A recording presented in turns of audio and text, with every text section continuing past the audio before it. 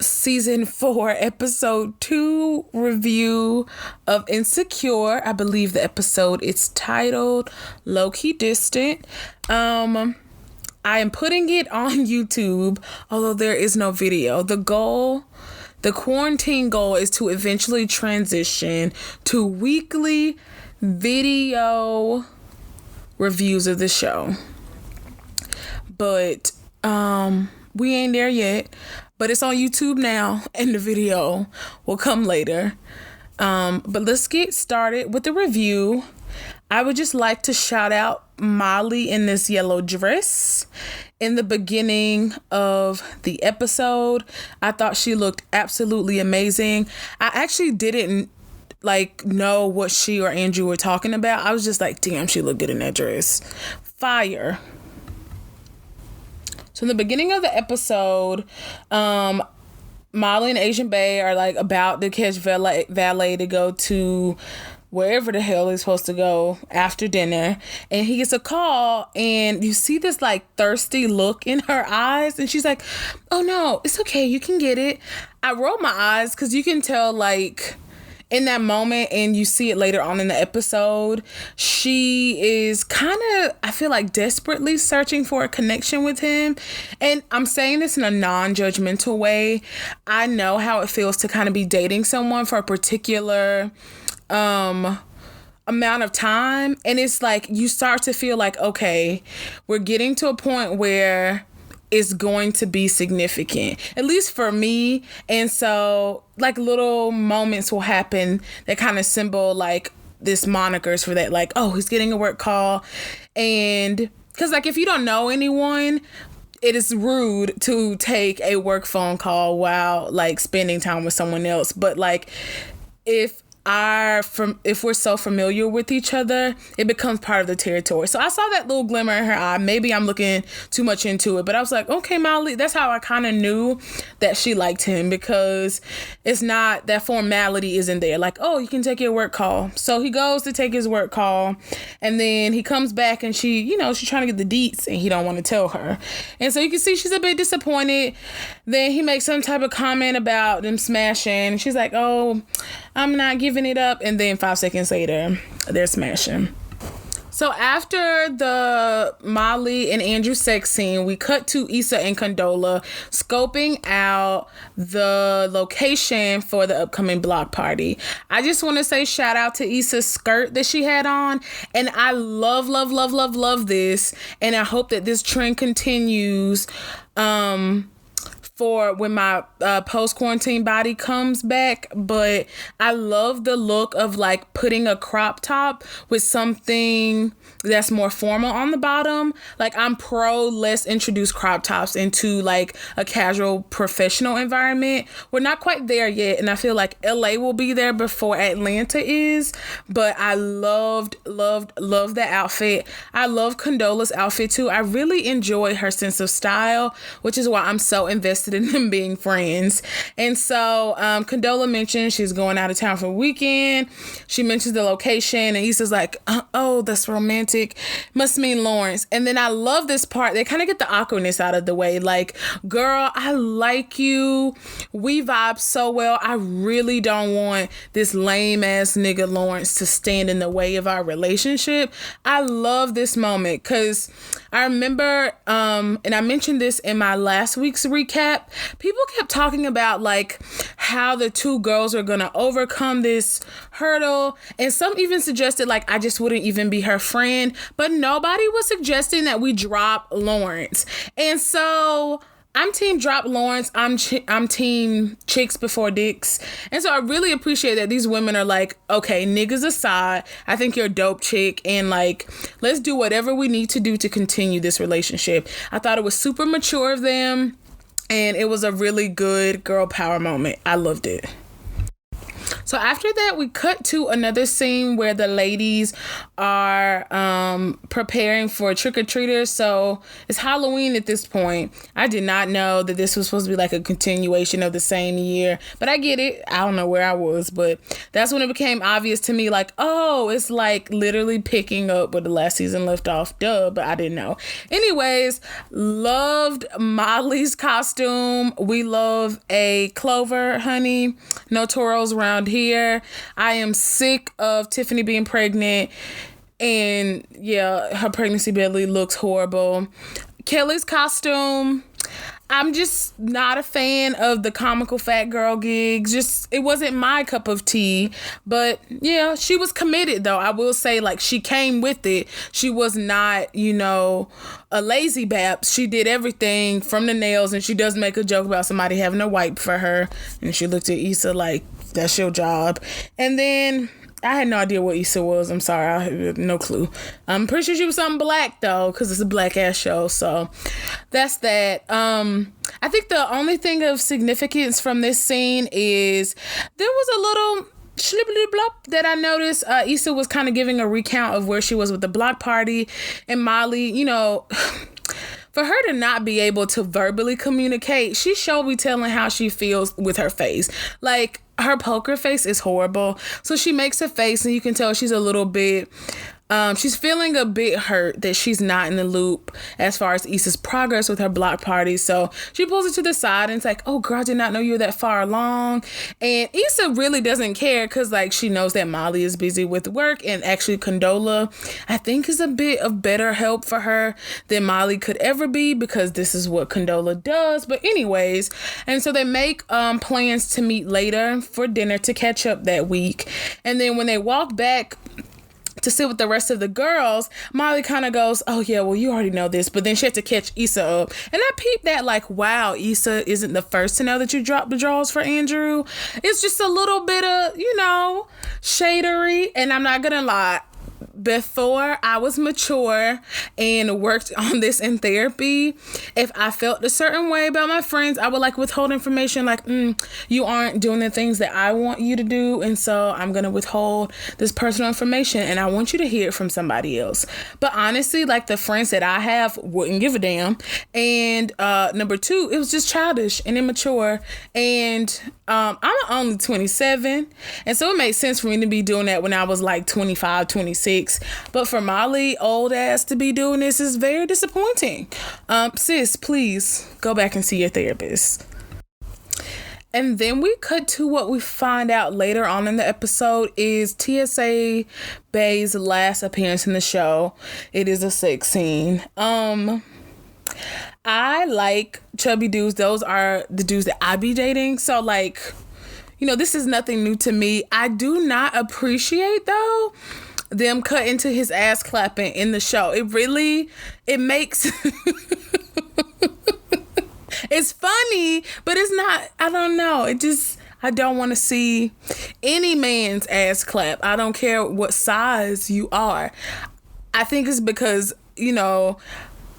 I'm probably jealous because he was clapping. But yeah, they're, in a very interesting sexual position. And after they're done, he makes a comment like, oh, the condom isn't on me. Just casually. And I become alarmed, because that is a red flag, at the end of a sexual encounter. Like, hey, I don't know where the condom at. And he just kind of was impressed. So this was also when I learned that, like, condoms can get lost in your vagina. Maybe I knew that they could do that, but I also know that is a bad thing, because that means it's not doing its job. So does that mean the condom was too big? I don't know. And later on, like in the episode, she's like, yeah, I had to let him go because plan B was becoming my plan A. And plan B, it does stop you from getting pregnant, but the side effects, though, are absolutely horrible. And so to know that was becoming a regular occurrence, I support Issa's decision in letting TSA Bay go, but I'm gonna miss him. He definitely brings it in the bedroom, and I love how supportive he was of her. Like, they are not dating. They are clearly just booty buddies, but he was serving as security at her mixer. He was bringing Hennessy to her as a gift that he stole from people trying to get on the airplane. I love TSA Bay. I think he's actually kind of cute. Don't want to see his ass clapping though, but R.I.P. TSA. Oh, it was because he had 2 kids and one on the way.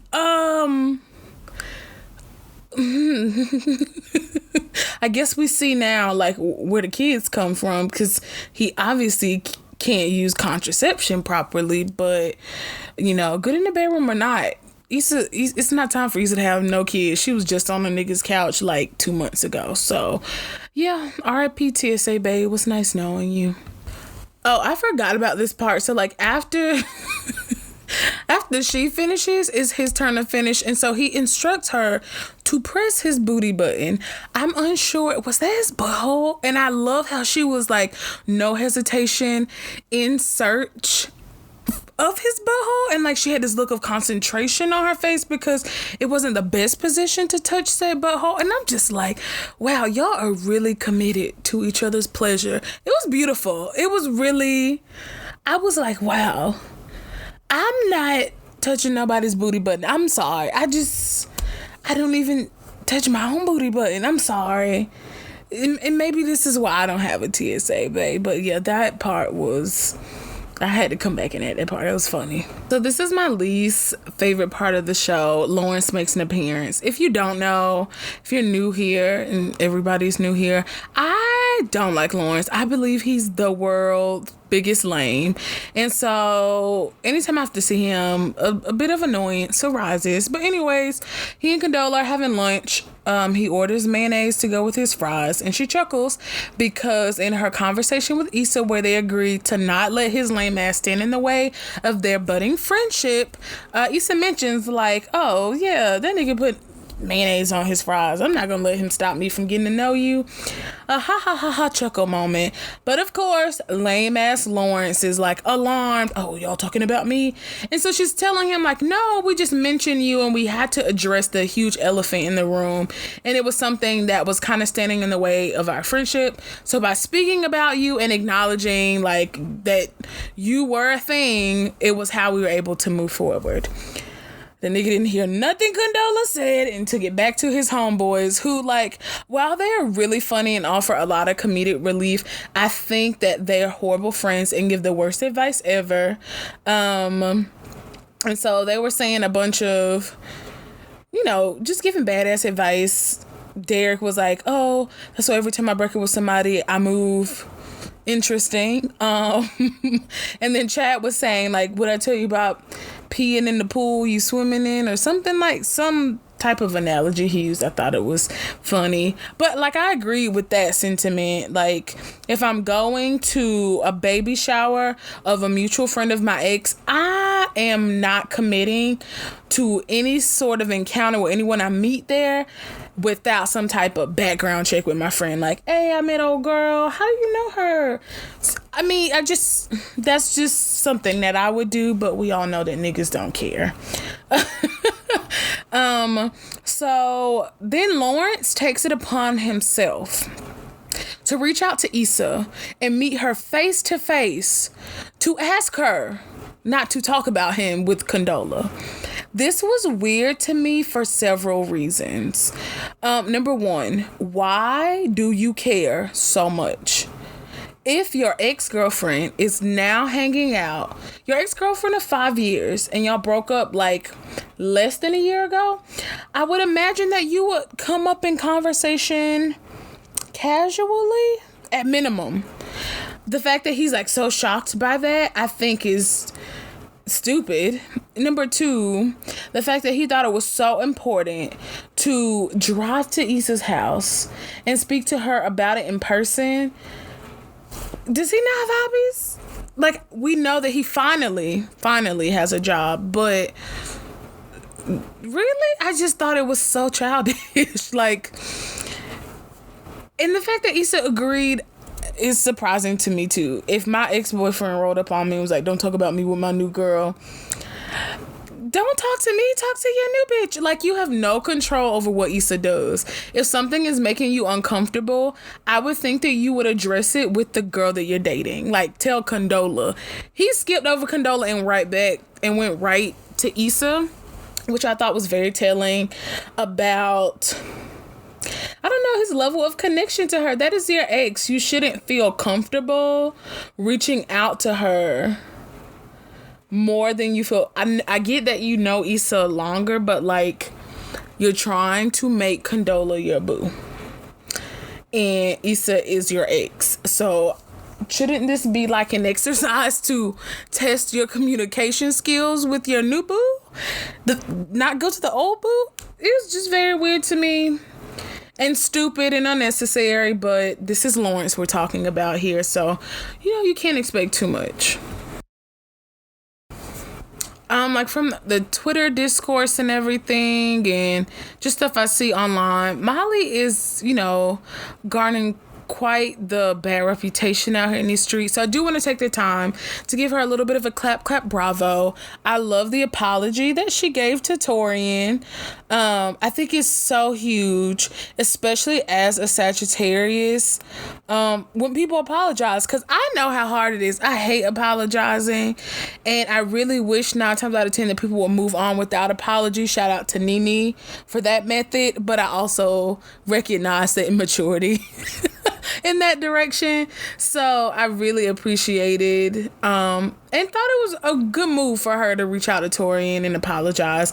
And I have no doubt that will make her professional. Like, that tension and uncertainty she was feeling at work, have no doubt that will make that better. And I loved how Torian went to her and was like, I don't need you to kiss my butt or agree with everything I say. I need you to be like a good coworker and tell me if there's a better way to do something. And so I think they're going to be off to a good start going forward. People were saying she was going to sleep with Torian, and Miley will bust it wide open, but I don't think she's going to smash Torian, especially with, her and Andrew child.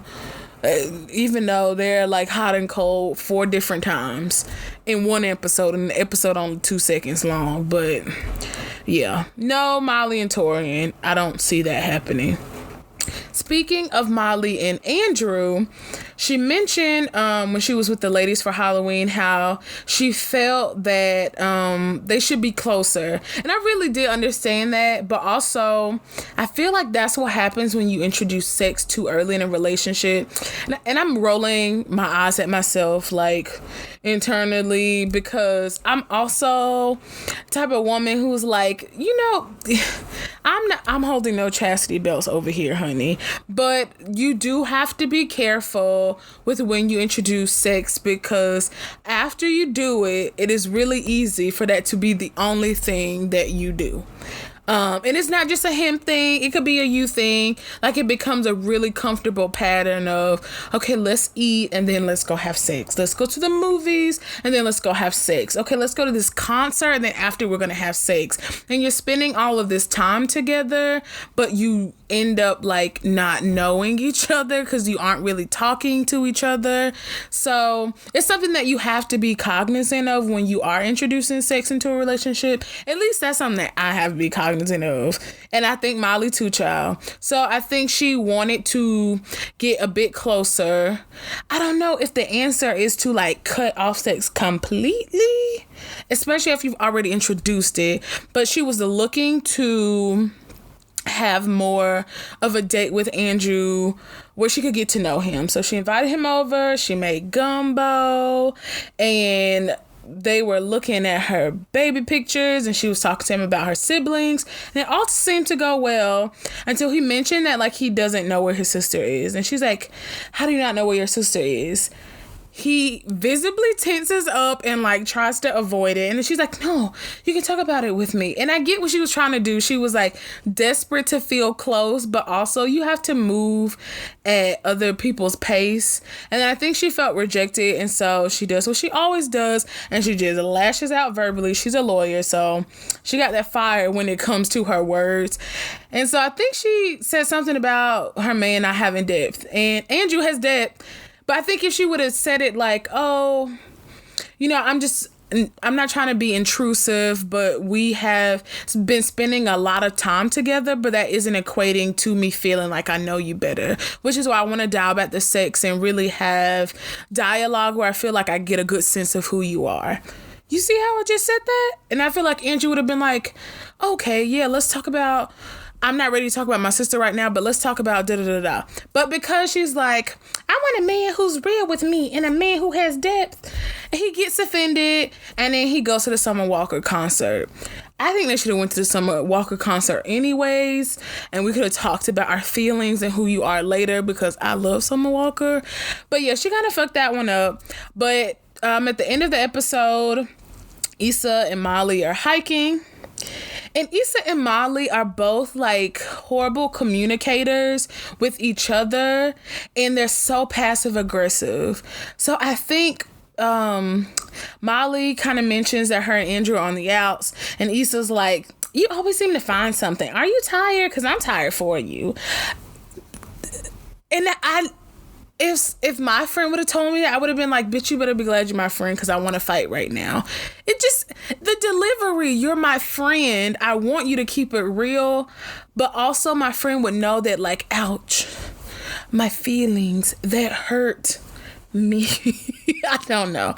Maybe it's just me, but like, the delivery was so harsh, and I'm pretty sure Issa had the ammunition of what Miley said to her at the mixer about her life always being messy in her back pocket, and that made her feel comfortable. Like, they both have horrible communication with each other, and they both could stand for a little bit of practice. I do see, though, because Andrew calls Miley while she's on the hike, apologizes to her, and says he's going to do better with opening up. And then Miley chooses to withhold that information from Issa.